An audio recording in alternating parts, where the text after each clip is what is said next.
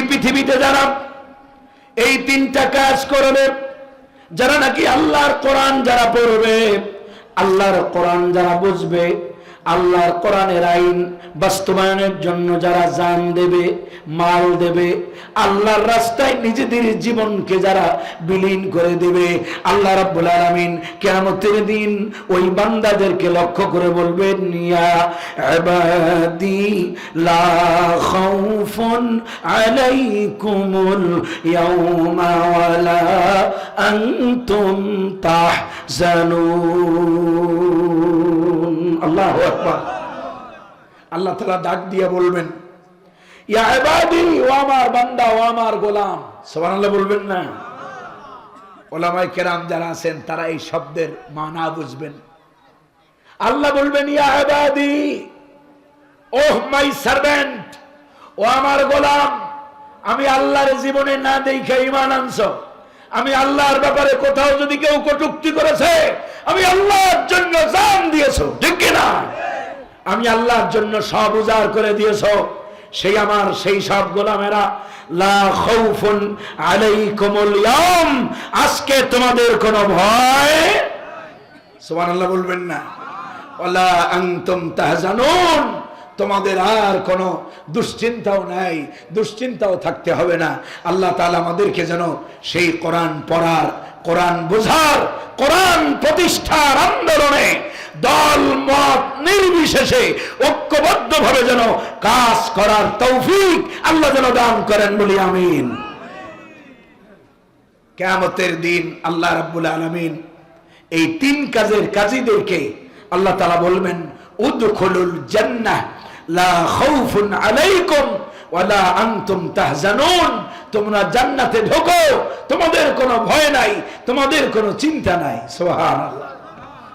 আল্লাহ তাআলা কি বলবেন? উদখুলুল জান্নাহ, জান্নাতে যাও, তোমাদের আজকের এই দিনে কোনো ভয় করতে হবে না, কারণ গোটা জীবন ভয় করেছো আমি আল্লাহরে। এই দুনিয়াতে যদি আল্লাহরে ভয় করা যায়, পরকালে আর কারো ভয় থাকবে। আমরা আল্লাহকে কারা কারা ভয় করতে রাজি? হাত দেখতে চাই। লিল্লাহে তাকবীর, লিল্লাহে তাকবীর। আল্লাহ যেন আল্লাহর ভয় আমাদের অন্তঃকরণে দান করে, বলি আমিন। রাগ করতেছেন আপনারা? কষ্ট হইতেছে? আমার ভাষা বুঝতে পারেন? গলাটা বসা, প্রতিদিন গরম ঠান্ডার কারণে গতকালকে রাত্রে বেশি গলাটা বসে গেছে। গতকালকে রাত্রে আপনার গভর্নমেন্ট রেস্ট হাউসে যখন ঢুকবো, ঢুকতে পথে এমন এক আঘাত মাথায় পেয়েছি, যার কারণে মাথায় পানি দিতে হয়েছে। আর ওই পানি দেওয়া আমার হলো কোল্ড অ্যালার্জি, ওই পানি দেওয়াটাই ঠান্ডার মূল কারণ। সকালবেলা উঠে দেখি গলা বসে গেছে। গতকালকে পর্যন্ত গলা ঠিক ছিল। দোয়া করবেন আল্লাহ তাআলা যেন গলাটা ঠিক করে দেন, বলি আমিন। বক্তাদের এই সময় আলোচনায় অনেক কষ্ট হয়। শীতের মৌসুমে যখন শীত কম থাকে তখন কথা বলতে শান্তি লাগে, এছাড়া গরমের মৌসুমে ওয়াজ করা সবচেয়ে বেশি কষ্টকর। এই যে সকালে রওনা দিয়েছি, আপনার সন্ধ্যার সময় এসে পৌঁছেছি, এখানে এসে মাগরিবের নামাজ পড়েছি। এই যে লম্বা জার্নি, গাড়ির ভিতরে এসি, বাহিরে নামলে গরম। এই যে এখন আপনারা যারা আছেন, আমি ঘামাইতেছি, দেখতেছেন? এই ঘামটা বসে যায়, গলা বসে যায়। আল্লাহ যেন সহজ করে দেয়, বলি আমিন। কোরআন শরীফ আনতে বলছিলাম, নাম হয়েছে তাফসীরুল কোরআন মাহফিল। আচ্ছা, পড়েন আমার সাথে। আউযু বিল্লাহি মিনাশ শাইতানির রাজীম।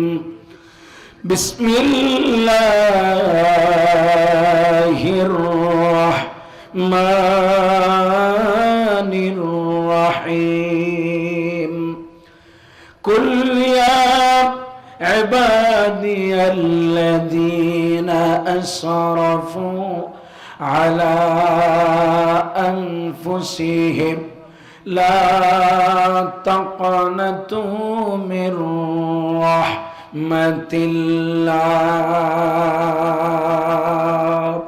সাদাকাল্লাহুল আযীম। আমি আপনাদের খেদমতে কোরআনুল কারীমের সূরাতুজ জুমারের একটি আয়াতে কারিমার অংশ বিশেষ তেলাওয়াত করেছি। আল্লাহ রাব্বুল আলামিন যদি তৌফিক দান করেন, এই আয়াতের আলোকে, এই আয়াতের অংশ বিশেষের আলোকে কিছু কথা বলে আপনাদের থেকে বিদায় নেব। মা তৌফিকি ইল্লা বিল্লাহ, আলাইহি তাওয়াক্কালতু ওয়া ইলাইহি রব্বুল আরশিল কারীম, হাসবুনাল্লাহু ওয়া নি'মাল ওয়াকিল, নি'মাল মাওলা ওয়া নি'মান নাসীর। আল্লাহ রাব্বুল আলামিন বলছেন, কুল ইয়া ইবাদিয়াল্লাযীনা আসরাফু আলা আনফুসিহিম। আল্লাহ তাআলা বলছেন, হে নবী, আপনি ওই সব গোলামদেরকে, আমার ওই সব বান্দাদেরকে বলে দেন যারা গুনাহের মাধ্যমে নিজেদের উপরে ইসরাফ করেছে, নিজেদের উপরে বাড়াবাড়ি করেছে, নিজেদের উপরে জুলুম করেছে, লা তাকনাতু মির রাহমাতিল্লাহ, তারা যেন আমি আল্লাহর রহমত হতে নিরাশ না হয়। সুবহানাল্লাহ। ইন্নাল্লাহা ইয়াগফিরুয যুনুবা জামিআ ইন্নাহু হুয়াল গফুরুর রহিম। আল্লাহ তাআলা বলছেন, নিশ্চয়ই আমি আল্লাহ তাআলা সমস্ত গুনাহ খাতাগুলো ক্ষমাকারী। ইন্নাল্লাহা ইয়াগফিরুয যুনুবা জামিআ ইন্নাহু হুয়াল গফুরুর রহিম। আর নিশ্চয়ই তিনি আল্লাহ তাআলা হচ্ছেন পরম করুণাময়, অসীম দয়ালু। এই হলো এই আয়াতে কারিমার সরল তর্জমা। এই আয়াতটি যখন নাজিল হয়, সেই সময়ের অবস্থা ছিল, কুরাইশের কিছু লোকেরা নবীজি মুহাম্মদুর রাসূলুল্লাহ সাল্লাল্লাহু আলাইহি ওয়াসাল্লামের কাছে গেছেন, যায়া বলছেন, ইয়া মুহাম্মদ সাল্লাল্লাহু আলাইহি ওয়াসাল্লাম, আমরা তো এমন কোন অপরাধ নাই যেই অপরাধ আমরা করি নাই। আমরা আমাদের সন্তান হত্যা করেছি, আমরা আমাদের এতিমদের সম্পদ আমরা অন্যায়ভাবে ভক্ষণ করেছি, আমরা আমাদের জাহিলি জামানার কথা, জাহিলি যুগে তারা যে কাজ করত, নিজেদের মায়েদেরকে, এখানে নিজেদের মা বলতে বাপ যে দ্বিতীয় বিবাহ করে, আমাদের দেশে বলে না নিকাহ করে, বাপের বিবাহ করা স্ত্রী ইসলামী শরীয়তে আমাদের কাছে মায়ের মর্যাদা। কিসের মর্যাদা? আর জাহিলি যুগের কাফের মুশরিকরা ওই মাকেও তারা বিবাহ করেছে। নাউজুবিল্লাহি মিন যালিক। এমন কোন অপরাধ নাই যে অপরাধ তারা করে, সকল অপরাধ তারা করেছে। রাসূলুল্লাহ সাল্লাল্লাহু আলাইহি ওয়াসাল্লামের কাছে যাইয়া বলছেন, ইয়া মুহাম্মদ সাল্লাল্লাহু আলাইহি ওয়াসাল্লাম, যে পাহাড় পরিমাণ অন্যায় অপরাধ আমরা করেছি, আমরা যদি আপনার প্রতি ঈমান আনি, আমরা যদি এই ঘোষণা দেই, লা ইলাহা ইল্লাল্লাহু মুহাম্মাদুর রাসূলুল্লাহ, এই কালেমায় যদি বিশ্বাস করি, তাহলে আমাদের গুনাহগুলো কি মাফ হবে?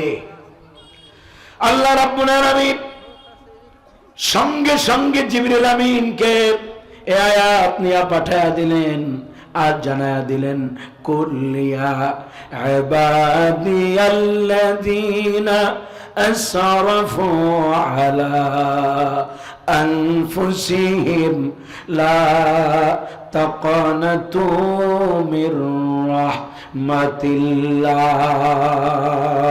আল্লাহু আকবার। ওহে আমার বান্দারা, কুল ইয়া ইবাদিয়াল্লাযীনা আসরাফু আলা আনফুসিহিম, আল্লাহ তাআলা বলেন, নবী হে, আপনি জানায়া দেন, ওহে আমার গোলামেরা, যারা নিজেদের উপরে জুলুম করেছো, অন্যায় করেছো, লা তাকনাতু মির রাহমাতিল্লাহ, আমি আল্লাহর রহমত হতে নিরাশ হও না। ঈমান যদি আনো, আমি আল্লাহ তোমাদের জীবনের গুনাহগুলো মাফ করে দেব। সুবহানাল্লাহ। আমাদের মধ্যে অনেক যুবক আছে, অনেক বয়োবৃদ্ধ লোক আছে, জীবনে অনেক গুনাহ আছে না নাই? আমাদের জীবনে গুনাহ আছে না নাই? গুনার সাগরে হাবুডুবু খাই, গুনাহ দিয়ে আমাদের জীবনটা ভরা। জীবনে এমন কোন গুনাহ নাই যা আমরা করি নাই, ঠিক কিনা? এই ধরনের লোকদের জন্য এই আয়াত। আল্লাহ তাআলা বলছেন লা তাকনাতু মির রাহমাতিল্লাহ, আমি আল্লাহর রহমত হতে নিরাশ হও না।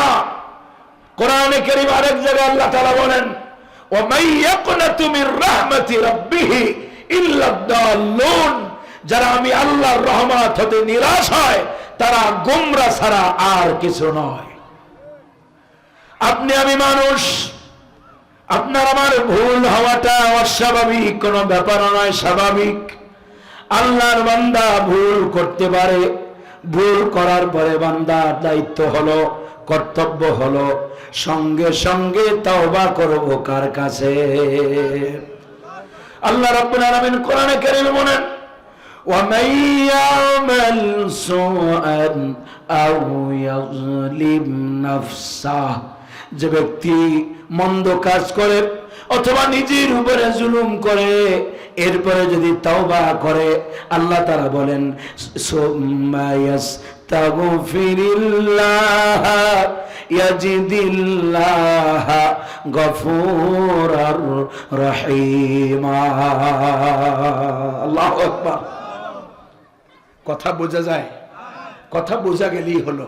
শুনবেন না আপনারা? কোন বান্দা যদি মন্দ কাজ করে, মাইয়ামাল সুআন আও ইয়াজলিম নাফসাহ, কোন বান্দা যদি মন্দ কাজ করে বা খারাপ কাজ করে অথবা নিজের উপরে জুলুম করে এরপরে যদি সঙ্গে সঙ্গে তাওবা করে, আল্লাহ তাআলা বলেন ইয়াজিদিল্লাহ গফুরার, আল্লাহকে ক্ষমাকারী হিসাবে পাবে। সুবহানাল্লাহ। এই জন্য যারা জীবনটাকে গুনাহের মাধ্যমে কলুষিত করে ফেলেছি, অন্যায়ের মাধ্যমে যারা নিজেদের জীবনকে যারা বরবাদ করে দিয়েছে, তাদের এক নম্বর দায়িত্ব হলো সঙ্গে সঙ্গে গুনাহ হতে পারে, গুনাহ হওয়াটা স্বাভাবিক, গুনাহ হওয়ার সঙ্গে সঙ্গে তওবা করব কার কাছে? আল্লাহ রাব্বুল আলামিন বলেন তুবু ইলাল্লাহি জামিআ আইয়ুহাল মুমিনুনা লাআল্লাকুম তুফলিহুন। হে ইমানদারগণ, তোমরা সকলে মিলে আমি আল্লাহর কাছে তওবা করো। সুবহানাল্লাহ। সকলে মিলে তওবা করব কার কাছে? আল্লাহ রাব্বুল আলামিন বলেন যদি তওবার মতো তওবা যদি তোমরা করতে পারো, শুধু গুনাহ মাফ করে দেব তা নয়, জীবনে যত গুনাহ করেছো গুনাহের পরিবর্তে, প্রতিটি গুনাহের পরিবর্তে একটা একটা নেকি দিয়া জীবনের সব গুনাহগুলো আমি আল্লাহ মিটাইয়া দেব। সুবহানাল্লাহ। কথা বুঝেন? তওবার মতো তওবা যদি করতে পারি, গুনাহ শুধু মাফ হবে তা নয়, প্রতিটি গুনাহের পরিবর্তে একটা একটা নেকি দিয়া জীবনের সমস্ত গুনাহের খাতাগুলো নেকি দিয়া পরিপূর্ণ করে দিবেন কে? এবার চিন্তা করেন, জীবনে আপনার আমার জীবনে কত গুনাহ আপনি আমি করেছি। জীবনে কখনো কি অনুশোচনা করেছেন, অনুতপ্ত হয়েছেন? কখনো কি গভীর রজনীতে উঠে রব্বে কারীমের কাছে চোখের পানি ফেলে দিয়া আল্লাহকে বলেছেন, আল্লাহ জীবনটা তো গুনার মধ্যে কাটাইছি, জীবনে যতদিন বাঁচায় রাখবা ওয়াদা করলাম জীবনে আর গুনাহের কাজ করব। যদি এইভাবে তওবা করতে পারতাম, গুনাহগুলো মাফ করে দিবেন কে? আল্লাহ রাব্বুল আলামিন বলেন শুধু গুনাহ মাফই করব না, শোনো, ওয়ায়ুবাদদিলুল্লাহু সাইয়্যাতিহিম হাসানাত, জীবনে যত গুনাহ করেছো ওয়ায়ুবাদদিলুল্লাহ, আমি আল্লাহ হাসানাত দিয়া তোমাদের গুনাহগুলো সব পরিপূর্ণ করে দেব। সুবহানাল্লাহ। জীবনে যত গুনাহ করেছো হাসানাত দিয়ে তোমাদের জীবনের গুনাহগুলোকে আমি সব গুনাহ মিটাইয়া দিয়া হাসানাত দিয়া পরিপূর্ণ করে দেব। এবার আপনি আমি চিন্তা করেন, নবীজি সাল্লাল্লাহু আলাইহি ওয়াসাল্লাম বলেছেন, এখনকার ওয়াজ মাহফিল হয়েছে এমন ওয়াজ মাহফিল থেকে লোকেরা হেদায়েত না পাওয়ার মূল কারণ তিনটা। কয়টা? বক্তা, শ্রোতা, আয়োজক। এই তিন শ্রেণীর কারো মধ্যেই অধিকাংশের ভিতরেই ইখলাসের দারুণ অভাব, ঠিক কিনা? যারা আয়োজক কমিটি তারা চিন্তা করে আপনার পপুলার বক্তা কে আছে, দাওয়াত দেওয়ার ক্ষেত্রে দেখে ভাইরাল বক্তা কে আছে। কথা বোঝেন নাই? কিন্তু ভালো আলেম খোঁজে না, ভালো আলেম খোঁজে না, ভাইরালের পিছনে আমরা দৌড়াই। এরপরে বক্তা যারা আছেন তাদেরও টেনশন হলো, তাদের মাহফিলে আসার আগে তাদের চিন্তা হলো ৮০,০০০, ৯০,০০০, ১ লাখ টাকা আগে অগ্রিম নিয়ে মাহফিলে যায় না? আপনার অ্যাডভান্স ছাড়া মাহফিলের তাদের গাড়ির চাকা ঘোরে না।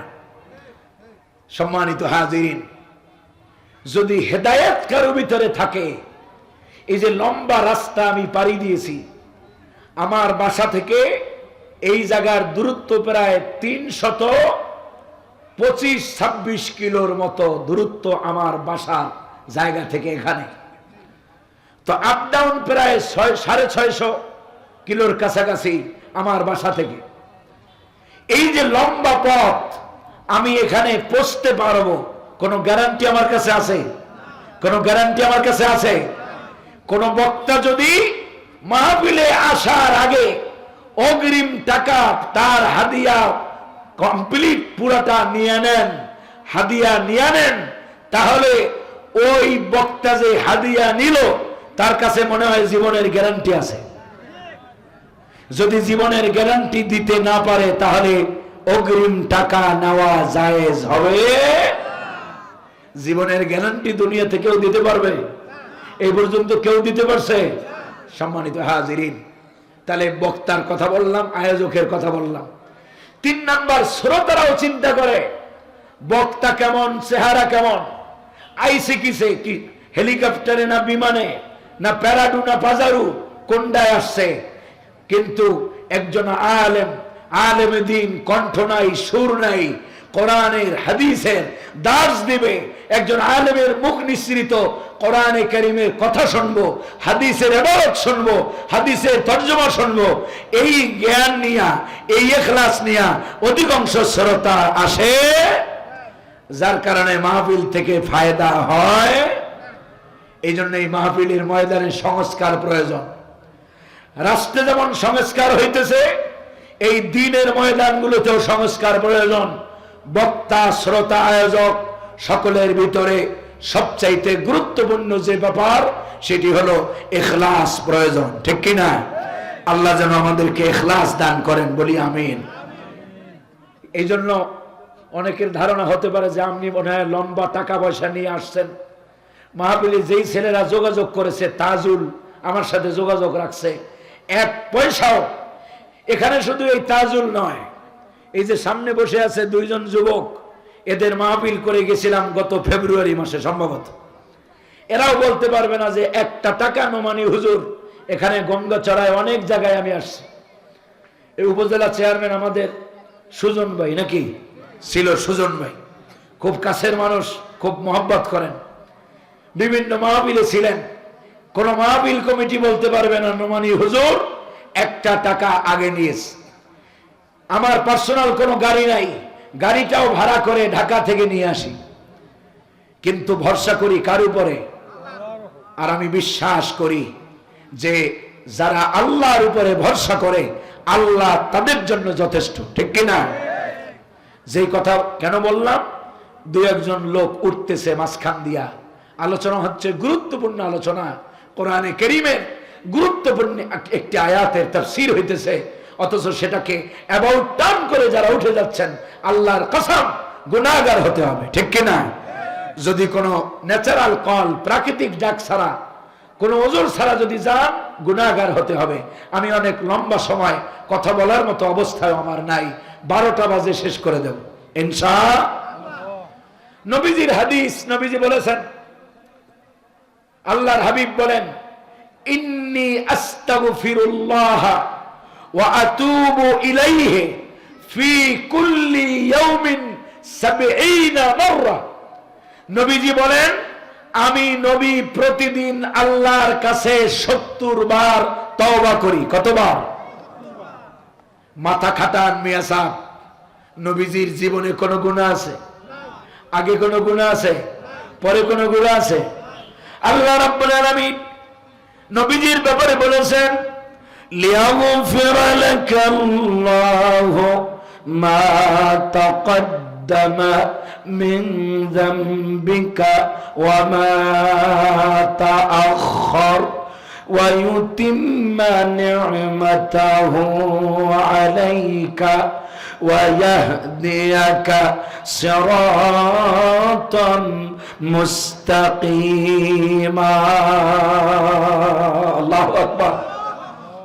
নবীজিকে আল্লাহ বলেছেন ও নবী লিয়াগফিরা লাকাল্লাহু মা তাকদ্দামা মিন যামবিকা ওয়া মা তাআখার, আপনার সামনের পরের সমস্ত গুনাহ আমি আল্লাহ নিজে মাফ করে দিয়েছি।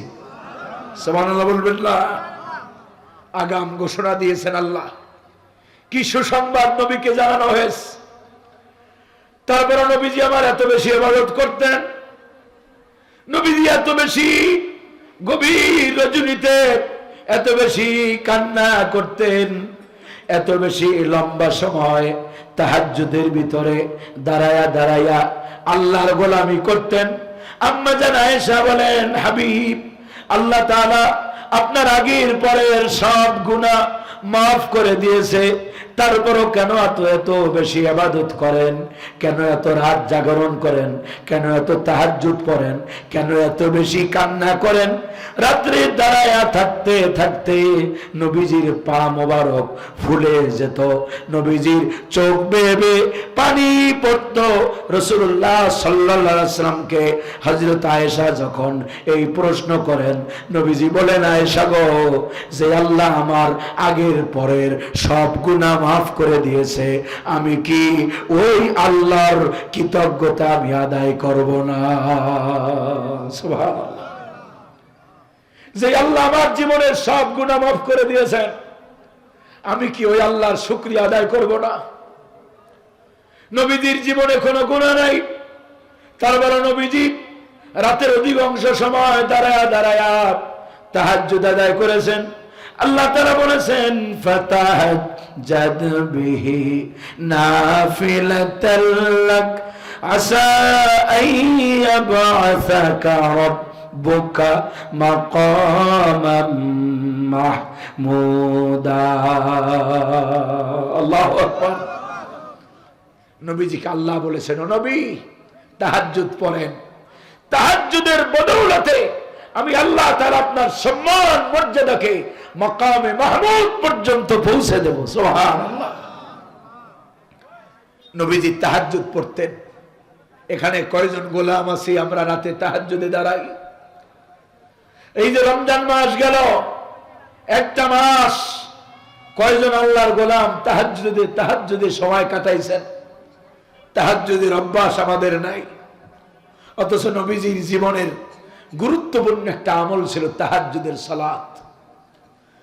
কোরআনে কারীমের ভিতরে আল্লাহ রাব্বুল আলামিন নবীজিকে শিক্ষা দিয়েছেন, নবী আমার রাত্রে যখন তাহাজ্জুদের জন্য উঠবেন, ইয়া আইয়ুহাল মুযাম্মিল কুমিল লাইলা ইল্লা কালিলা নিসফাহু আও ইনকুস মিনহু কালিলা আও জিদ আলাইহি ওয়া রাত্তিলিল কুরআনা তারতিলা। আল্লাহু আকবার। ইয়া আইয়ুহাল মুযাম্মিল, হে কম্বল আচ্ছাদিত আমার হাবিব, রাতের কুমিল লাইলা ইল্লা কালিলা, রাতের কিছু অংশ জাগ্রত হন। রাতের হয় অর্ধেক, নালে তার চাইতে বেশি, নালে তার চাইতে কম জাগ্রত হন। নবীজি রাতের অর্ধাংশ জাগ্রত থাকতেন, ইবাদত করতেন, কান্নাকাটি করতেন আল্লাহর কাছে। কোরআনে কারীমে আল্লাহ তাআলা ঈমানদারদের বৈশিষ্ট্য আলোচনা করতে গিয়ে আল্লাহ তাআলা বলেছেন, ওয়াল্লাযীনা ইয়াবিতুনা লিরাব্বিহিম সুজদাও ওয়া কিয়ামা। আমার গোলাম যারা হবে তারা রাত কাটায়া দেবে সিজদা আর কিয়াম করে। সুবহানাল্লাহ। আল্লাহর গোলাম যারা হবে তারা সিজদা আর কিয়াম করে রাত কাটাবে। আল্লাহ তাআলার কথা সূরা ফুরকানে আল্লাহ বলেছেন। আর এই গভীর রজনীতে জাহান্নামের কথা স্মরণ করে জাহান্নাম থেকে আমি আল্লাহর কাছে পানা চাইবে, বলবে রব্বানা সারিফ আন্না আযাব জাহান্নাম ইন্না আযাবাহা কানা গরামা। আল্লাহু আকবার। আয় রব, আয় আমাদের মালিক, জাহান্নামের শাস্তি আমাদের উপরে লাঘব করে দেন, বলি আমিন। জাহান্নামের শাস্তি বড় ভয়ঙ্কর আযাব। ইন্না আযাবাহা কানা গরামা। জাহান্নামের শাস্তি বিনাশ করে দেবে, ধ্বংস করে দেবে। জাহান্নাম এত ভয়ঙ্কর জায়গা, কুল্লামা নাদিজাত জুলুদুহুম বাদদাল্লাহুম জুলুদান গায়রাহা। শরীরের চামড়াগুলো যখন জাহান্নামের ভিতরে পুড়ে যাবে, নতুন করে আবার চামড়া লাগায়া দিবেন কে? আল্লাহ তাআলা বলেন বাদদাল্লাহুম জুলুদান গায়রাহা, নতুন করে আবার চামড়া পরিবর্তন করে দেওয়া হবে। লিয়াযুকুল আযাব, যেন দুনিয়াতে যে অপরাধ তোমরা করেছো, পাপ যে করেছো, সেই পাপের সাজা যেন তোমরা জনমের মতো উপভোগ করতে পারো। কোন জাহান্নাম? যেই জাহান্নামকে ৩৫০০ বছর পর্যন্ত আল্লাহ রাব্বুল আলামিন প্রজ্বলিত করেছেন, জাহান্নামের আগুনকে উত্তপ্ত করেছেন ৩৫০০ বছর। কত হাজার বছর? ৩৫০০ বছর। এই জাহান্নামকে ভয় করুন। ওয়াত্তাকুন নার, আল্লাহ তাআলা বলেছেন ওই জাহান্নামকে ভয় করো, যেই জাহান্নামের লাকড়ি হবে, ইন্ধন হবে মানুষ আর পাথর। মানুষ আর জাহান্নাম যখন মানুষকে যখন জাহান্নামে নিক্ষেপ করা হবে, আল্লাহ তাআলা অপরাধীদেরকে বলবেন, ফেরেশতাদেরকে অর্ডার দিবেন, খুযুহু ফাগুল্লু সুম্মাল জাহিমা সাল্লু।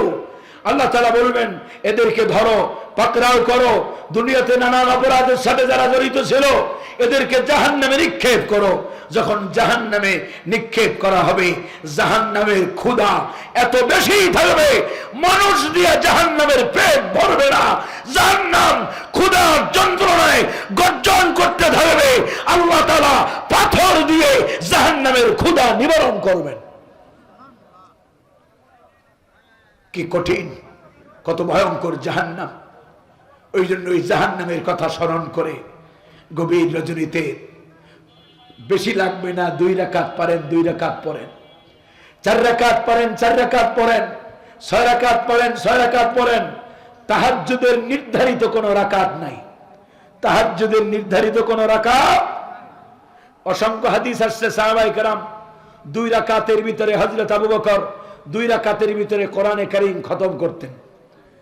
যার তেলাওয়াত যত বেশি আয়াত আছে, যে যত বেশি সূরা মুখস্থ পড়েন, তত বেশি তাহাজ্জুদের সালাতে বেশি তেলাওয়াত করবেন। কারণ তাহাজ্জুদের তেলাওয়াত আল্লাহ রাব্বুল আলামিন কোরআনে কারীমের ভিতরে বলেছেন, এই তাহাজ্জুদের তেলাওয়াতের এত মর্যাদা, এত সম্মান আল্লাহ তাআলা কোরআন শরীফে বলেছেন। এই জন্য দেখবেন আমাদের দেশের ইমামরা ফজরের নামাজের তেলাওয়াত লম্বা করে না? কারণ ইন্না কুরআনাল ফাজরি কানা মাশহুদা, ফজরের কোরআন, ফজরের এই যে তেলাওয়াত, এইটা কিয়ামতের দিন আল্লাহর কাছে সুপারিশ করবে। সুবহানাল্লাহ। এই জন্য বেশি বেশি কোরআনে কারীমের তেলাওয়াত করব। আল্লাহ যেন তৌফিক দেন, বলি আমিন। গুনাহের সাগরে যারা হাবুডুবু খাই, গুনাহ থেকে আল্লাহর কাছে তাওবা করব, ইস্তেগফার করব, আল্লাহর কাছে রোনাজারি করব। জীবনে কত গুনাহ আমরা করেছি, শয়তানের ধোকায় পড়ে, বন্ধু বান্ধবের ফেরে পড়ে, নফসের তাড়নায় পড়ে, কত কিছু লোভে পড়ে, কত ধরনের অন্যায় আমরা করেছি। গভীর রজনীতে রব্বে করিমের সুন্দর সুন্দর কিছু নাম আছে। আল্লাহ তাআলা বলেছেন ওয়ালিল্লাহিল আসমাউল হুসনা ফাদউহু বিহা। বান্দা, আমার সুন্দর সুন্দর নাম আছে, আমার নামগুলো ধরে ধরে আমারে ডাক। উদউনি আস্তাজিব লাকুম, আমারে ডাক। কথা দিলাম, ওয়াদা দিলাম, যদি ডাকার মতো ডাকতে পারিস আমি তোর ডাকে সাড়া দেব। সুবহানাল্লাহ বলবেন না? উদউনি আস্তাজিব লাকুম, উদউনি আস্তাজিব লাকুম। কি গ্যারান্টি? আমারে ডাক, আমি তোর ডাকে সাড়া দেব। ওয়াইদা সাআলাকা ইবাদি আন্নী ফাইন্নী করিব উজিবু দাওয়াতাদ দাঈ ইযা দাআন। আল্লাহু আকবার। আল্লাহ রাব্বুল আলামিন বলেন, বান্দা আপনার কাছে আমার ব্যাপারে জানতে চায়। ওয়াইদা সালাকা ইবাদি, আমার বান্দা আপনার কাছে আমার ব্যাপারে জানতে চাই আমি আল্লাহ দূরে থাকি না কাছে থাকি, এই প্রশ্ন আপনার কাছে আমার বান্দা করে। আমি আল্লাহ জবাব দিতেছি ফাইন্নী করিব, আমি আল্লাহ আমার বান্দার খুব কাছেই থাকি। সুবহানাল্লাহ। কেমন কাছে? কেউ যদি আবার প্রশ্ন করে যে কতটুকু কাছে আল্লাহ থাকেন, কোরআনে কারীমের ভিতরে আল্লাহ তাআলা তার জবাব দিয়েছেন। সোয়ালেম আল্লাহ তাআলা জবাব দিয়েছেন। আল্লাহ তাআলা বলেন ওয়া নাহানু আকরাবু ইলাইহি মিন হাবলিল ওয়ারিদ। আল্লাহু আকবার। ও বান্দা, তোর সারা তোর যত কাছে যেই ঘাটটা, যেই রগের উপরে তোর মাথাটা দাঁড়ায় আছে, ওই রগের চাইতেও আমি আল্লাহ আকরাবু ইসমে তাবদীল, আমি আল্লাহ আরো অধিক নিকটে থাকি। সুবহানাল্লাহ। আমারে যখনই ডাকবি আমি আল্লাহ তখনই তোর ডাকে সাড়া দিয়ে দেব। সুবহানাল্লাহ। এই জন্য আল্লাহ কোথায় থাকে? বেশি দূরে না কাছে? কত কাছে? আল্লাহ বলেন, বান্দা আমি তোর ঘরের সাগরের চাইতেও আমি তোর নিকটে থাকি। আমার কাছে চা, আমার কাছে বল, তোর জীবনে কি প্রয়োজন?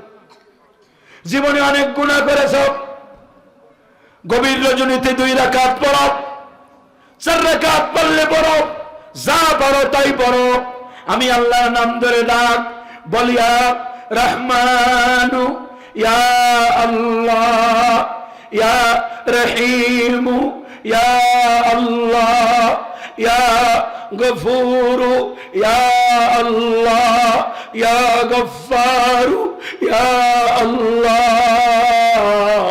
এইভাবে যদি কোন আল্লাহর বান্দা একাগ্রতার সাথে প্রেম নিয়া, ভালোবাসা নিয়া, মোহব্বত নিয়া আল্লাহ রাব্বুল আলামিনকে ডাকে দেয়, আল্লাহ রাব্বুল আলামিন বলেন, বান্দারে আমার কাছে কি চাও? আমি আল্লাহ হাজির। তোর জীবনে যত গুনাহ আছে সব গুনাহ মাফ করে দিলাম। ফেরেশতাদের বলে, ও ফেরেশতারা, আমার এই বান্দার গুনাহগুলো সব মাফ করে দিয়া এই বান্দার নামটা জান্নাতীদের কাতারে লিখে নাও। সুবহানাল্লাহ। এই জন্য গভীর রজনীতে ডাকবো কারে? ভাইরা আমার, দুনিয়াতে আসলে কেউ আপন হয় না। স্ত্রী বলেন, সন্তান বলেন, বাপ বলেন, মা বলেন, ভাই বলেন। স্ত্রী তো আজকে দিতে পারেন, আজকে ভালো, রোজার ঈদে দিতে পারছেন, রোজার ঈদে আপনি খুব ভালো, আপনার প্রশংসার কোনো শেষ নেই। কোরবানির ঈদে দিতে পারবেন না। নবীজি বলেছেন, নারীদের ব্যাপারে বলেছেন, তাকসারনা লানাতাল আশির, নারীরা, অধিকাংশ নারীরা স্বামীদের উপরে অভিসম্পাদকারী। সব ঈদ দিতে পারছেন, কিন্তু এক ঈদে আপনার ব্যবসায় ক্ষতি হয়েছে, সামনে কোরবানির ঈদে মনে করেন আপনি দিতে পারবেন না, সে বলবে যে তুমি জীবনে দিছোটা কি? তুমি জীবনে কি দিছ? তোমার কাছে এখনো শান্তি পাইলাম না। জীবনে সংসার করেছেন মনে করেন 10 বছর, 9 বছর দিতে পারছেন, 1 বছর দিতে পারেন নাই, গোটা 9 বছর সে এক মুহূর্তের জন্য ভুলে যাবে। ঠিক কিনা? বাপ বলেন, ভাই বলেন, দুনিয়াতে কেউ স্বার্থ ছাড়া কেউ ভালোবাসে, কেউ আপন হয় না। কিন্তু আমার মালিক এমন, যারে আপন করলে আর কাউকে আপন করা লাগে না, ঠিক কিনা? এই জন্য আল্লাহকে আপন করবেন, আল্লাহকে বন্ধু বানাবেন। দুনিয়াতে দেখেন, যেই বেদনা স্ত্রীর কাছে বলা যায় না, যেই বেদনা সন্তানের কাছে বলা যায় না, যেই বেদনা বন্ধুর কাছে বলা যায় না, যেই বেদনা মায়ের কাছে বলা যায় না, যেই বেদনা দুনিয়ার কারোর সাথে শেয়ার করা যায় না, ওই বেদনা একমাত্র শেয়ার করা যায় কার সাথে? ও আল্লাহর বান্দা, ওই আল্লাহরে কেমনে তুমি ভুইলা আসো? মা গররাকা বিরাব্বিকাল কারীম, কিসে তোমাকে আল্লাহ থেকে ভুলাইয়া দিয়েছে? ও মাইয়াশু আন যিকরির রহমান নুকাইয়িদ লাহু শাইতানান। আল্লাহ তাআলা বলেন যে আমি রহমান থেকে মুখ ফেরায় নেয়, আমি তার সাথে শয়তান নিযুক্ত করে দেই। বলি নাউজুবিল্লাহ।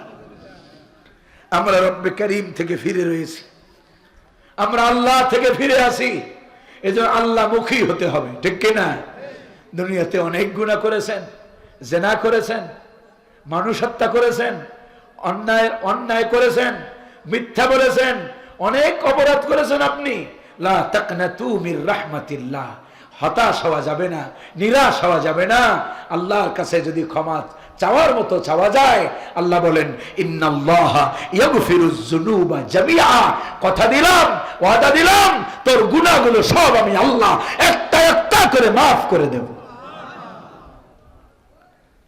এই জন্য আপন করব কাকে? আপন করব কাকে? চাইবো কার কাছে? বিপদে পড়লে, মুসিবতে পড়লে কার কাছে চাইবো? আল্লাহর কাছে আমরা চাই? চাই না, চাই না, চাই না। বিপদে পড়লে ঘরে আগুন লাগছে, অফিসে বসে শুনছি যে ঘরে আগুন লাগছে। মিয়া সাহেব এই মুহূর্তে তাড়াতাড়ি ফোন দেয়, ও অমুককে আসো, তমুককে আসো, এই করো, সেই করো, এই করো, সেই করো। বিপদের সংবাদ যখন তোমার কানে আসবে, তুমি তো আল্লাহর গোলাম, তোমার বন্ধু তো তোমার রব। তুমি নবীজির হাদিস, ইজা হাজাবাহু আমরুন ফাজআ ইলাস সালাহ, যখনই নবীজির জীবনে কোনো সংকট আসতো, নবীজি নামাজে দাঁড়ায় যেতেন। 2 রাকাত নামাজে তোমার কতটুকু সময় আর যাবে? 2 রাকাত নামাজ পড়ো, মালিকের বলো, মালিক আমি তো থাকতে পারলাম না, ঘরে আমি নাই, কেউ নাই, আমার ঘর দেখার মতো তুমি ছাড়া আর কেউ। ফায়ার সার্ভিসে আসার আগেও ঘরের আগুন আল্লাহর নিবানোর ক্ষমতা আছে না নাই? সন্তান অ্যাক্সিডেন্ট করেছে, এখন আপনি তাড়াহুড়ো করে বেতৃষ্ণায়ী হইয়া কি করবেন? যায় নামাজে দাঁড়ান। সাহাবায়ে কেরামের আমল, নবীজির আমল, যায় নামাজে দাঁড়ান, 2 রাকাত পড়েন, চোখের পানি ছেড়ে দেন। শুনেছেন আপনার বাপ হার্ট অ্যাটাক করেছে, কি করবেন? কিচ্ছু করার নাই, আগে 2 রাকাত পড়েন, তারপরে ব্যবস্থা নেন। ইনশাআল্লাহ সমস্যাগুলো সমাধান করবেন কি? আল্লাহ। এবার কোরআনের শিক্ষা কি শুনুন। আল্লাহ রাব্বুল আলামিন বলেন, ইয়া আইয়ুহাল্লাযীনা আমানুস্তাঈনু বিস-সাবরি ওয়াস-সালাহ ইন্নাল্লাহা মা'আস সাবিরিন। আল্লাহু আকবার। হে ঈমানদারগণ, ইস্তাঈনু, সাহায্য কামনা করো কার কাছে? বিস-সাবরি ওয়াস-সালাহ। সাহায্য চাওয়ার মাধ্যম 2টা। কয়টা? একটা হলো সবর আর একটা হলো নামাজ। সবর এবং নামাজ। ওই যে বললাম ছেলে অ্যাক্সিডেন্ট করেছে, সবর অবলম্বন করবেন, ধৈর্য ধরবেন। হাই হুতাশ হইয়া ওরে বাবা রে গেল রে, হ্যাঁ ওরে মা রে গেল রে, নিজে স্টক করে ফেলায়। ইমানদার সবরকারী হবে, ইমানদার দোয়া করবে, আল্লাহুম্মা জাআলনা মিনাস সাবিরিন। আল্লাহ আপনি আমাদেরকে ধৈর্য ধারণকারীদের অন্তর্ভুক্ত বানায় দেন, বলি আমিন। ইমানদার হায় হুতাশ করবে না। বিপদ আসে কার পক্ষ থেকে? পরীক্ষা করেন কে? ইন্না আওলাদুকুম ওয়া আমওয়ালুকুম ফিতনা। সন্তান সম্পদ, এগুলো দুনিয়ার পরীক্ষার বস্তু। আল্লাহ তাআলা মাঝে মাঝে এগুলো দিয়ে পরীক্ষা করেন। সুতরাং এই পরীক্ষায় হতাশ হলে চলবে না, সবর করতে হবে আর সাহায্য চাইতে হবে। কার কাছে? সাহায্য চাওয়ার মাধ্যম দুইটা। মাধ্যম কয়টা? সবর এবং সালাত। সবর এবং সালাত। তাফসীর মাহফিলগুলো ক্লাসের মতো করবেন। এই যে কথাগুলো বলছি, আপনারা প্রত্যেকটা কথা বুঝছেন না? আপনারা আমল করা যাবে না? আল্লাহ যেন আমলের তৌফিক দান করেন, বলি আমিন। তাহলে জীবনে যত অপরাধ করেছি হতাশ হওয়া যাবে? তাওবা করব কার কাছে?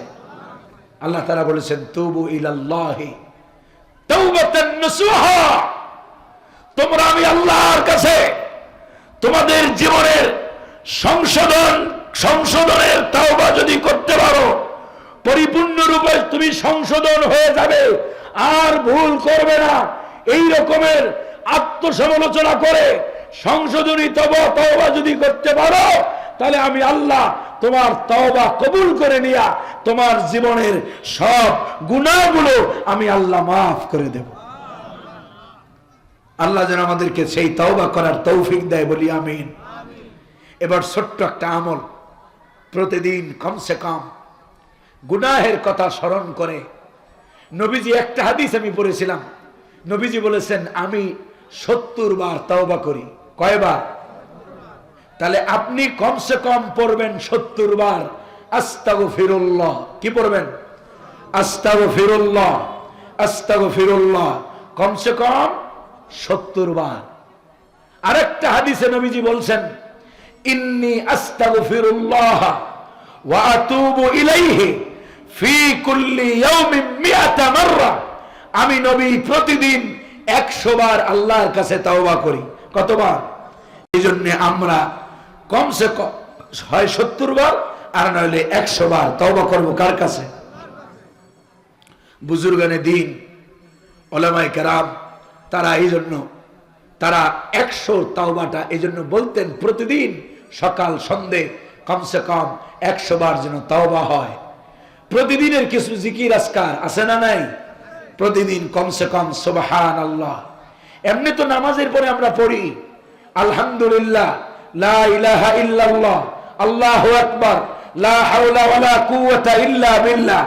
এই যে জিকির আজকার তাসবিহ আছে, এগুলো প্রতিদিন কমসে কম 100 বার করে সকালে পড়বেন, 100 বার করে সন্ধ্যায় পড়ব ইনশাআল্লাহ। যেন আমল করার তৌফিক দেয়, বলি আমিন। সম্মানিত উপস্থিতি, আর এইটা আমার একটা বিষয়ের আলোচনা। 2 নম্বর নসিহা হলো এই, কিয়ামতের ময়দানে সবচাইতে ভারী আমল হবে কি জানেন? সবচাইতে ভারী আমল কোনটা হবে বলতে পারেন কেউ? একজনে বলেছে সুবহানাল্লাহ বিহামদি সুবহানাল্লাহিল আযীম। হ্যাঁ, এটা একটা হাদিসে আসছে। কিয়ামতের দিন মিজানের পাল্লায় সবচাইতে ভারী বস্তু হবে হুসনুল খুলক, উত্তম চরিত্র। সুবহানাল্লাহ বলবেন না?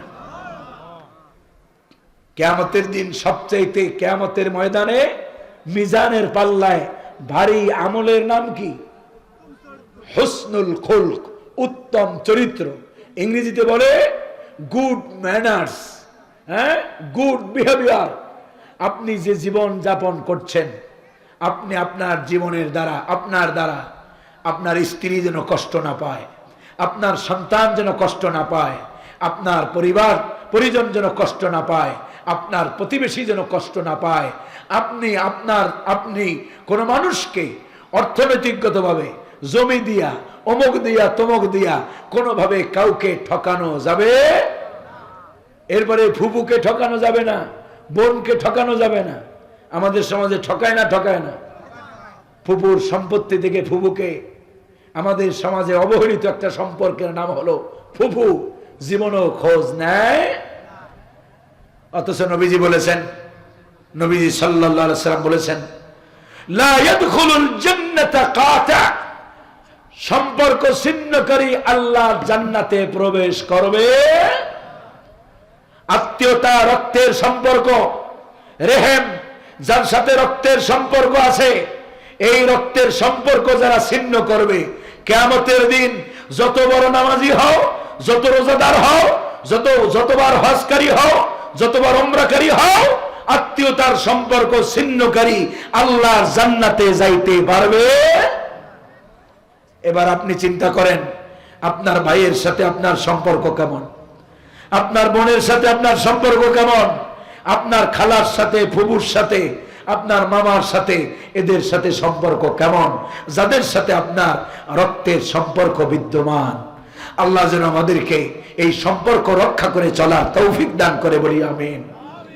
আর আমাদের জীবনের আমাদের চলন বলন ধরন, ওঠা বসা, লেনদেন সবটা মিলেই হয় চরিত্র, উত্তম চরিত্র আল্লাহ যেন আমাদেরকে দান করেন, বলি আমিন। আমার কথায় আপনারা রাগ করেছেন? সর্বশেষ কথা, দেশ ও মানবতার কল্যাণে, আবার আগামীতে দেখা হবে কিনা জানি না, দেশ ও মানবতার কল্যাণে কাজ করুন। আপনার ভোগে শান্তি নাই, ত্যাগের ভিতরে শান্তি। একজন আর একজনের জন্য উদার হন, উজাড় করে দিন, দেখবেন শান্তি পাবেন। এখন আমাদের অবস্থা হলো এমন, আমরা নিজেরাই বাঁচতে চাই, যার কারণে কেউ বাঁচি না, ঠিক কিনা? নিজেরা কয় চাচা, আপন জান বাঁচা। নিজেরা বাঁচতে চাই, এই জন্য কেউ বাঁচি না। আর যদি সবাইকে নিয়ে বাঁচতে চাইতাম, তাহলে সবাই বেঁচে যেতাম, কেউ মরতাম না, ঠিক কিনা? এই জন্য সকলের কল্যাণে, মানবতার কল্যাণে কাজ করুন। আরেকটি কথা, তাম পৃথিবী জুড়ে মুসলমানেরা আজ নির্যাতিত। আজকে পৃথিবীতে ফিলিস্তিনে মুসলমান মার খায়, আজকে পৃথিবীর মুসলমানেরা কাশ্মীরে মার খায়, ভারতে মানবতার স্লোগানদারি। আমাদের এদেশে কোন হিন্দুর উপরে কোনো অত্যাচার হয়েছে? কোনো অত্যাচার হয় নাই, কিন্তু ভারতের মিডিয়া সরগরম করে এনেছে। অথচ ভারতে প্রতিদিন আমার কালেমা পন্থী আমার ভাইদেরকে হত্যা করতেছে এই হিন্দুরা, ঠিক কিনা? সম্মানিত হাজিরিন, আমাদের মসজিদগুলো তারা ভেঙে দিচ্ছে। তাম পৃথিবী জুড়ে মুসলমানদেরকে মারার জন্য ওরা মুসলমানদের রক্তে নিজেদের হাতকে রঞ্জিত করতেছে। তাই মানবতার কল্যাণে তাম পৃথিবীর মুসলমানদের জন্য আমাদের করণীয় হলো, 1 নম্বরে দোয়া করব, 2 নম্বরে যার যা সাধ্য আছে তা দিয়ে আমরা চেষ্টা করব। কারো হাতে কলম আছে, কারো হাতে আপনার মিডিয়া আছে, কারো হাতে অর্থনৈতিক সহযোগিতা যেখানে প্রয়োজন। প্যালেস্তাইনের মুসলমানেরা নিদারুণ কষ্টে আছে, যারা পারি সেখানে সহযোগিতা করব ইনশাআল্লাহ। আল্লাহ যেন আমাদেরকে মানবতার কল্যাণে কাজ করে, আল্লাহ যেন আমাদের জীবনকে আল্লাহর রাহে পরিচালনার তৌফিক আল্লাহ যেন দান করেন, বলি আমিন। ওয়া আখিরু দাওয়ানা আলহামদুলিল্লাহি রাব্বিল আলামিন।